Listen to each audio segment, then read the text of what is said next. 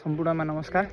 आज म हजुरहरूलाई उदयपुरगढी गाउँपालिकामा रहेको प्रमुख धार्मिक पर्यटकीय स्थल हाडेटार महादेवको दर्शन गराउन लागिरहेको छु। भिडियोलाई अन्तिमसम्म हेरेर सबैजनाले साथ दिनुहोला। हामी गुफाभित्र प्रवेश गरिसकेको छौँ। अब यो गुफाभित्र प्रवेश गर्न लागिरहेको छौँ हामी। हिँड्न लाइट बाल्नुपर्छ।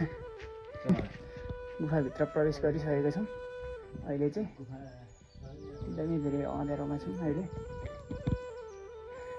एकदमै धार्मिक स्थल हो। एकदमै धेरै रहस्यमय धार्मिक गुफा रहेको छ यहाँनिर।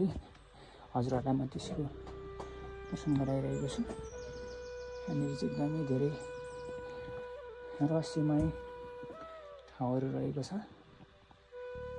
यहाँ सबैभन्दा अप्ठ्यारो यहाँनिर हो। एकदम सुतेरै छिर्नुपर्थ्यो पहिले चाहिँ।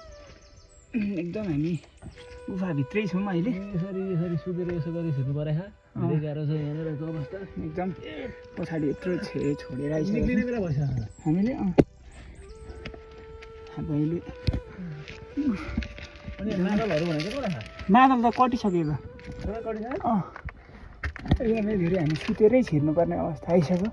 लुगा एकदम फोहोर भइसक्यो। हामी कट्न लागिसक्यौँ। एकदमै धेरै फोहोर भयो। लुगा केही छैन। एकदमै धेरै निक्लियौँ। धेरै परबाट निक्लिन सक्यो। फाइनली हामी निक्ल्यौँ। 2 मिनट लाग्यो निक्ल्यौँ। हामी यहाँबाट निक्ल्यौँ। भर्खरै परबाट छिरेको थियौँ। दृश्यमा यति बेला हजुरहरूले हाडेटार महादेव मन्दिर देख्न सक्नुहुन्छ। यो ठिक